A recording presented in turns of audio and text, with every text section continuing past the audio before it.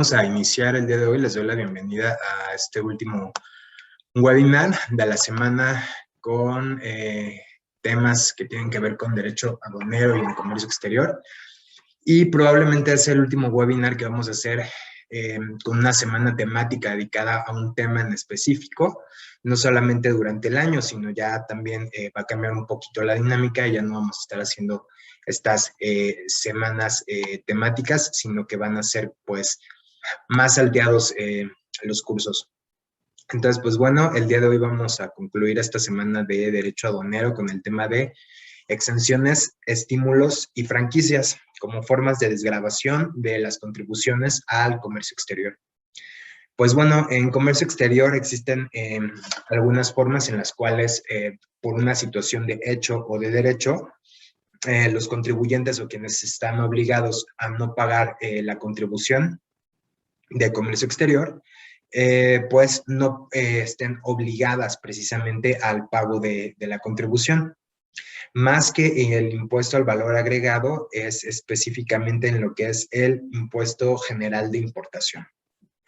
Pues bueno, el objetivo del curso es precisamente conocer cuáles son las principales formas de desgravación en el comercio exterior permitidas por la ley, principalmente las que se refieren a las exenciones, a los estímulos y franquicias. Podría parecer que son sinónimos y si bien es cierto están relacionadas unas con otras, lo cierto es que pues no significan lo mismo y el objetivo precisamente de este último seminario es que ustedes conozcan cuál es cada una de estas, ¿de acuerdo? Les pido por favor que si tienen dudas o comentarios las vayan poniendo en el chat y las resolvemos al final de la sesión. Vamos a iniciar con lo que son las exenciones. Pues bueno, por exención nos dice la Real Academia de la Lengua que hay que entender que viene del latín extempio omnis y significa efecto de eximir, franqueza y libertad de alguien que goza para eximirse de algún cargo u obligación y una ventaja fiscal de la que por ley se beneficia un contribuyente en virtud de la cual es exonerado del pago total o parcial de un tributo. Para efectos prácticos, la definición que nos da la Real Academia, la que nos interesa es esta, la exención fiscal. Voy a repetirla. Es una ventaja fiscal de la que por ley se beneficia un contribuyente en virtud de la cual es exonerado del pago total o parcial de un tributo. Sin embargo, pues dependiendo la legislación en la cual nos encontramos, es que vamos a ver si es una exoneración del pago total o parcial. Ok, pues bueno, Guillermo Caballenas es un abogado español. Él nos dice que es una situación de privilegio o inmunidad de la que goza una persona o entidad para ser comprendida en una carga u obligación o para regirse por leyes especiales. Eso es lo que para él significa la exención. Sin embargo, nosotros la ubicamos en el artículo 61 de la ley aduanera. No nos dice cuál es el concepto de exención, sin embargo, sí nos dice que no se van a pagar los impuestos por algunas situaciones de hecho o de derecho que nos encontramos. Son varias las fracciones las que comprende la ley aduanera, sin embargo, vamos a tratar de ver las más importantes. Y pues bueno, ¿qué nos dice en su artículo 61? Nos dice que no se van a pagar los impuestos al comercio exterior, aquí es muy clara, por la entrada a territorio nacional o salida del mismo de las siguientes mercancías. Únicamente nos está hablando de lo que son las contribuciones al comercio exterior o los impuestos al comercio exterior. No nos está hablando de otras contribuciones o pago de derechos. Ok, el primer supuesto es las que están exentas ya conforme a las leyes de los impuestos generales de importación y exportación y a los tratados internacionales. Ok, entonces aquí nos da el tratamiento específico respecto a los tratados internacionales de los cuales México sea parte. Posteriormente nos dice que los metales, las aleaciones significa pues la mezcla de dos metales diversos, y eso crea una aleación, monedas y demás materias primas que se requieran para el ejercicio de las autoridades competentes de las facultades constitucionales de emisión de monedas o billetes. Pues bueno, la disposición pues no requiere mayor explicación. es claro que el Estado mexicano, al necesitar expedir monedas o billetes, pues evidentemente el material que se ocupa para evitar que se paguen las contribuciones por esta materia prima, pues es entonces que las exenta del pago de la contribución. También los vehículos destinados a servicios internacionales para el transporte de carga o de personal. Otro de los supuestos es las nacionales, o sea, las mercancías nacionales, que sean indispensables a juicio de las autoridades aduaneras. Al día de hoy tenemos ubicadas como autoridades aduaneras, pues al Servicio de Administración Tributaria. Ya veremos posteriormente si se le dan estas facultades a la Agencia Nacional de Aduanas, pues con respecto al cambio que está sufriendo. Para el abastecimiento de los medios de transporte que se efectúen servicios internacionales. Las destinadas al mantenimiento de las aeronaves de las empresas nacionales de aviación, es decir, aquella materia prima que ocupen la industria aeronáutica para darle mantenimiento a las aeronaves, pero no a cualquiera, sino únicamente a las nacionales. Los equipajes de pasajeros en viajes internacionales. Pues bueno, hay a veces en las reglas de comercio exterior situaciones muy específicas o que nos limitan cuáles van a ser estos equipajes en viajes internacionales, porque a veces no es que puedas exentar todo lo que traes o toda la mercancía que traes de otros países. A veces a través de reglas es que nos van a poner las limitaciones.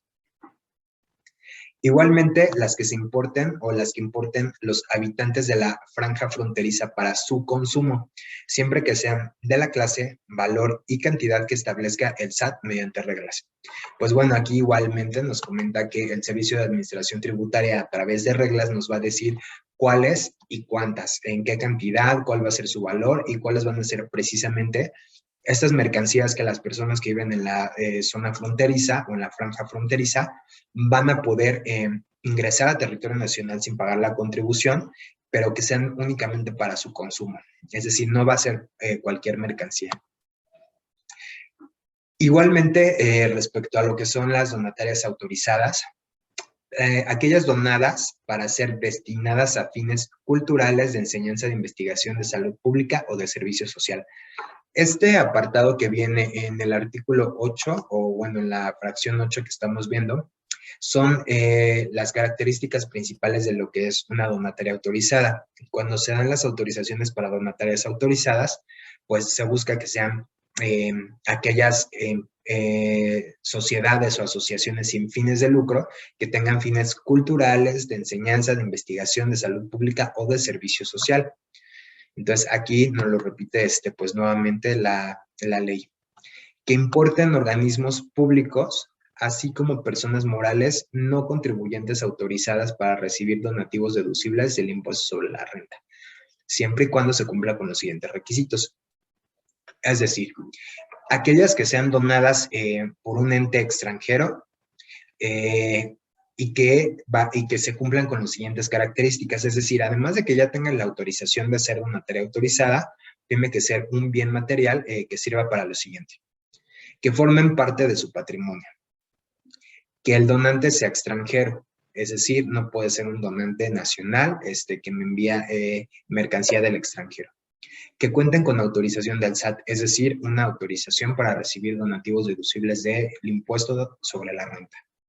Que en su caso se cumpla con las demás obligaciones en materia de regulaciones y restricciones no arancelarias. Pues bueno, si se cumplen estas 4 características, entonces la donación que realice un contribuyente extranjero a este ente o a esta donataria autorizada, pues entonces va a estar libre del gravamen no solamente del impuesto sobre la renta, sino también del impuesto general de importación. Ahora bien, los artículos de uso personal de extranjeros fallecidos en el país y de los mexicanos cuyo deceso haya ocurrido en el extranjero. Recientemente, pues bueno, con la situación sanitaria que seguimos viviendo en todo el mundo y que pues sigue pareciendo que se extiende a pesar de que pues ya ha pasado más de un año desde que en México se decretó la pandemia, pues encontramos que hay mexicanos que mueren en el extranjero precisamente debido al COVID-19. Y es evidente que sus familiares busquen que los bienes o sus pertenencias pues sean retornadas a territorio nacional. Pues bueno, en este caso los artículos de uso personal de esos extranjeros mexicanos que hayan fallecido en el país van a poder ser reingresados a territorio nacional y no van a pagar las contribuciones por la importación, digámoslo así, de estas mercancías. Y como dato cultural, a julio de este año tenemos más de 5,000 mexicanos que han muerto en el extranjero por COVID-19. Entonces, pues son números importantes a tomar en cuenta. También las obras de arte destinadas a formar parte de las colecciones permanentes de los museos abiertos al público, siempre que obtengan la autorización del Servicio de Administración Tributaria. Esto va a jugar pues un papel similar a lo que veíamos respecto a las donatarias autorizadas. Pues bueno, a grandes rasgos, esto es lo que estaríamos conociendo por lo que son las exenciones de contribuciones al comercio exterior. Ahora, vamos a pasar a la siguiente, que son los estímulos. Por los estímulos, pues nos dice la Real Academia de la Lengua que viene del latín stimulus, y que significa agente físico, químico, mecánico, etcétera, que desencadena una reacción funcional en un organismo. También nos dice que es una cosa que estimula a obrar o a funcionar, que para efectos prácticos esta es la que como más me gusta. También viene de desus, vara conjunta de hierro de los boyeros. Estímulo condicionado de la psicología, estímulo que provoca un reflejo de asociación con un estímulo incondicionado, y de la psicología igual un estímulo que provoca un reflejo sin necesidad de aprendizaje. Pues bueno, ya que tenemos estos conceptos, vamos a pasar a lo que sería el concepto de estímulo en lo que es la teoría. Pues bueno, el estímulo fiscal, el Diccionario Jurídico Mexicano, nos dice que es un beneficio de carácter económico concedida por la ley fiscal a un sujeto pasivo de un impuesto. Y este beneficio va a tener como objeto obtener ciertos fines de carácter parafiscal. ¿Ok? Entonces, es un beneficio, a diferencia de la otra, no es que sea una exención. Aquí vamos a entenderlo como un beneficio de carácter económico que le va a conceder la ley fiscal. ¿Cuál ley fiscal? Pues de la que estamos hablando, no sé, ley del impuesto sobre la renta, ley del impuesto al valor agregado, ley del impuesto general sobre, ley de impuestos generales de importación, no sé, o sea, dependiendo de la que estemos hablando. Ley del IEPS. Pero pues, ¿qué es esto de los estímulos fiscales?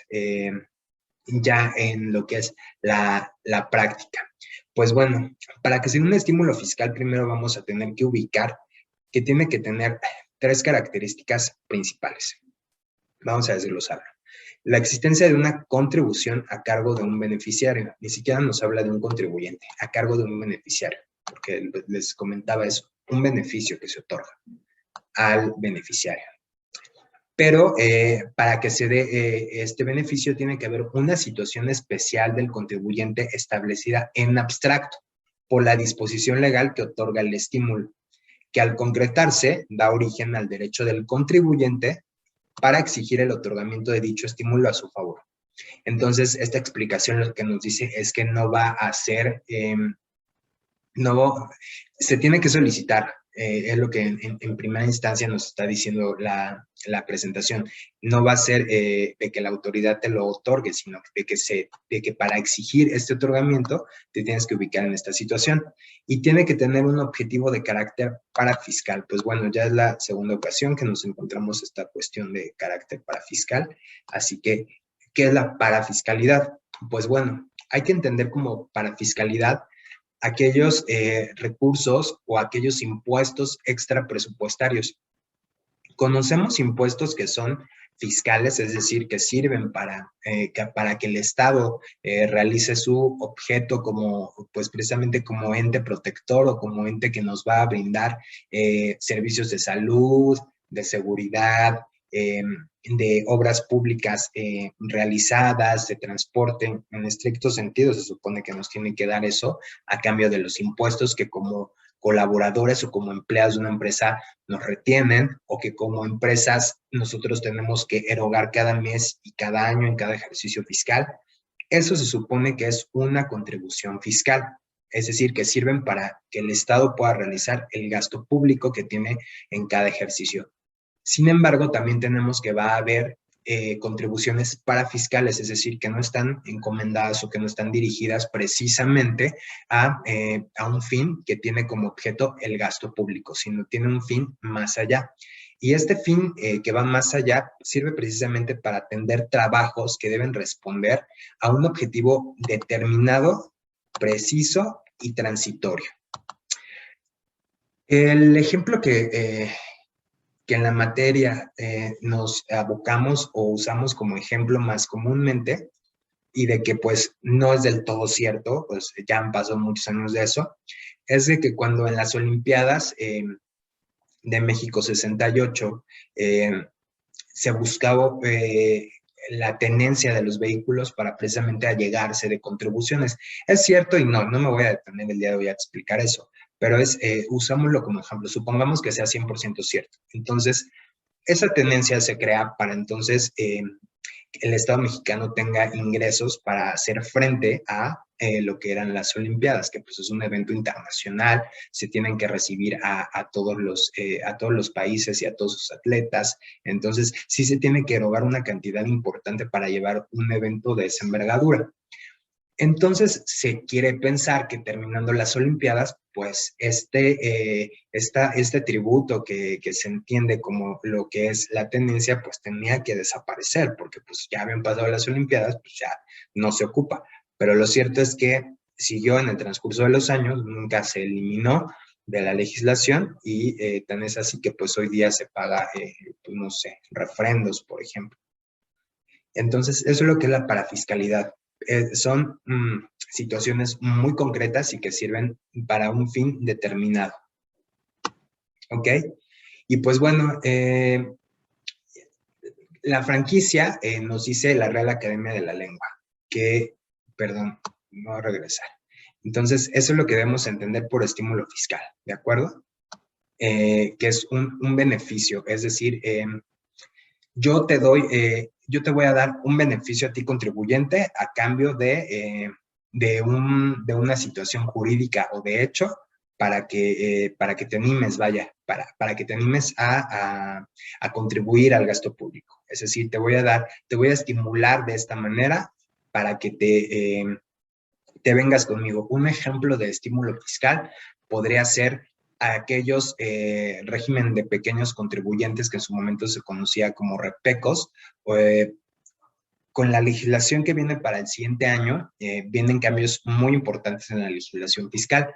Y estos precisamente son estímulos fiscales, porque van a ser tratamientos que se van a dar muy diferentes, por ejemplo, a un régimen de pequeños contribuyentes, como lo que se conocía en su momento, a una empresa que pues tiene un volumen o tiene ingreso muchísimo más grande. Se le va a dar un tratamiento especial, a lo mejor nadie va a pagar durante el primer año, pero incluso estas personas que apenas se están acercando con el SAT para pagar sus impuestos, pues van a tener un tratamiento muy diferente respecto de las otras personas o los otros contribuyentes. Entonces, eso es en realidad lo que es un estímulo fiscal, un beneficio que va a tener el contribuyente frente a una situación que a pesar de estar tal vez en igualdad frente a otro, el tratamiento no va a ser igual.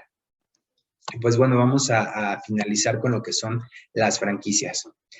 Las franquicias, nos dice la Real Academia de la Lengua, viene de Franco y es una exención que se concede a alguien para no pagar derechos por mercaderías que introduce o extrae por el aprovechamiento de algún servicio público. A mí esto no me encanta tanto, pero bueno, también nos dice que es una concesión de derechos de explotación de un producto, actividad o nombre comercial otorgado por una empresa o una o varias personas en una zona determinada. También nos habla que en un contrato de seguro es la cuantía mínima del daño a partir de la cual surge la obligación del asegurado.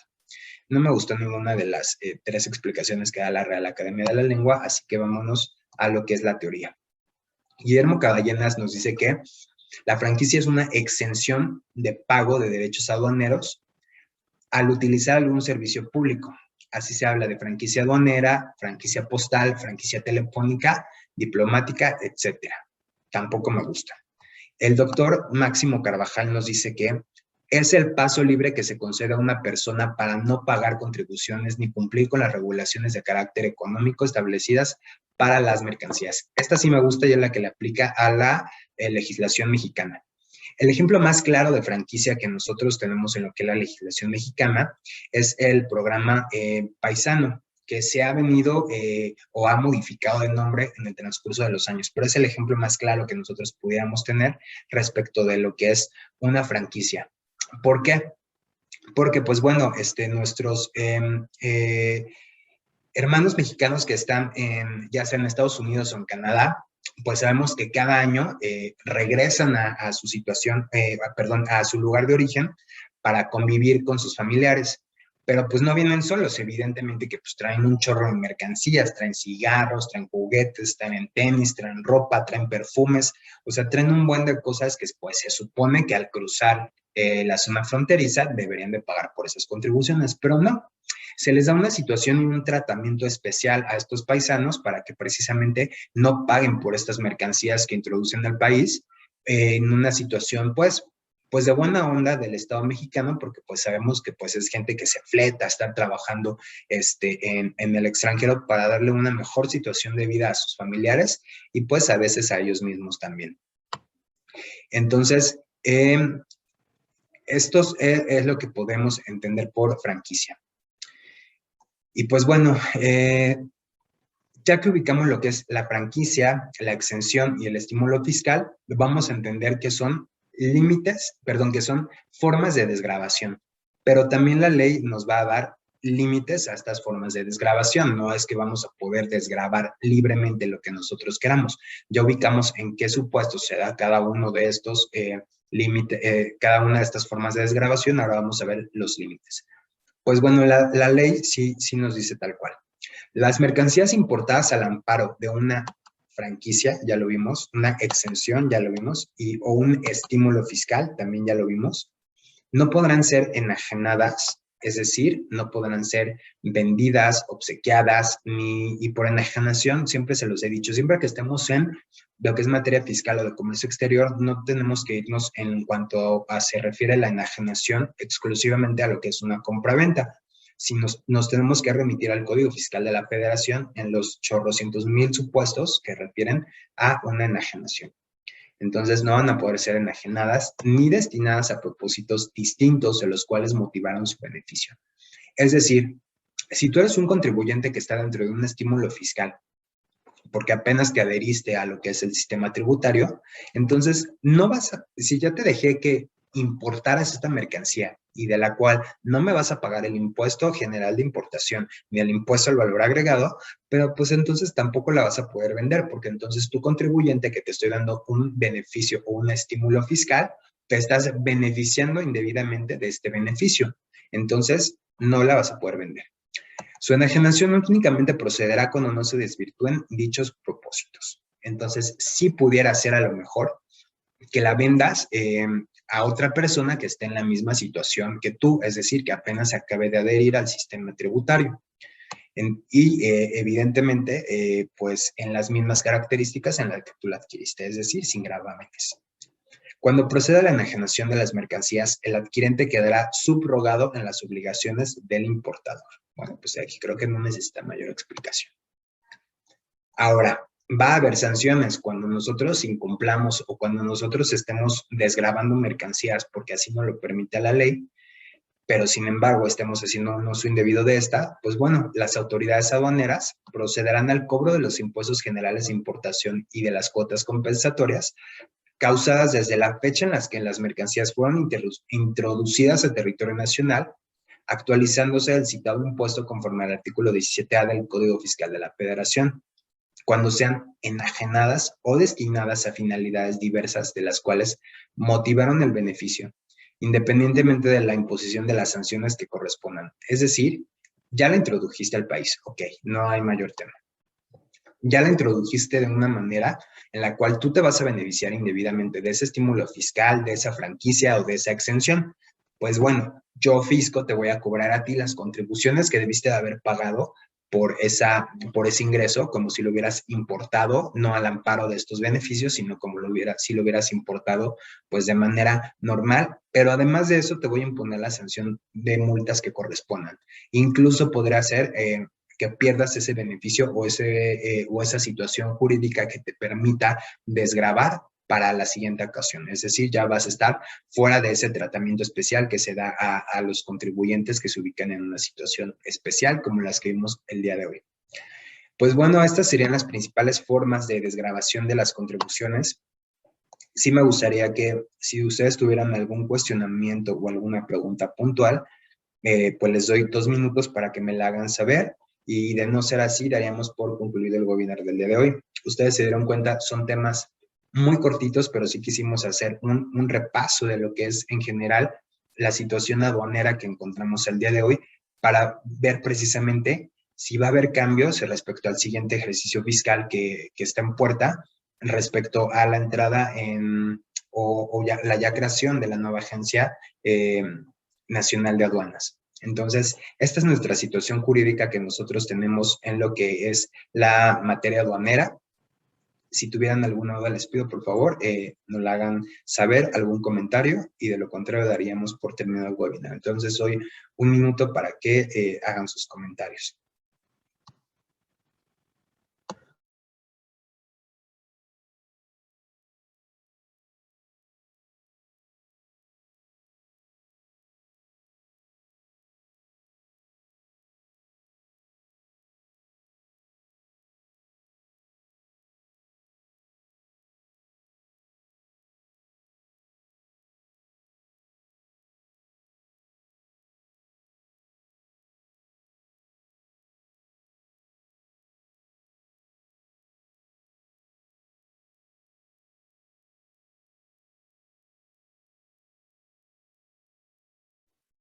Bueno, pues nos comentan que todo está claro. De mi parte, pues les agradezco mucho que se hayan tomado esta semana para retomar todos estos temas en materia aduanera. Es el último curso que vamos a dar en legal, si me parece, salvo que las leyes fiscales salgan a buena fecha en diciembre. Estaremos dando lo que es la reforma fiscal para 2022, y de no ser así, pues nos estaremos viendo hasta el próximo año. Les agradezco muchísimo su atención y que pasen excelente tarde. Solo si nos regalan, por favor, un par de minutos en los colaboradores de GIA para tomar la asistencia, y damos por finalizado el webinar. Que estén muy bien. Hasta luego.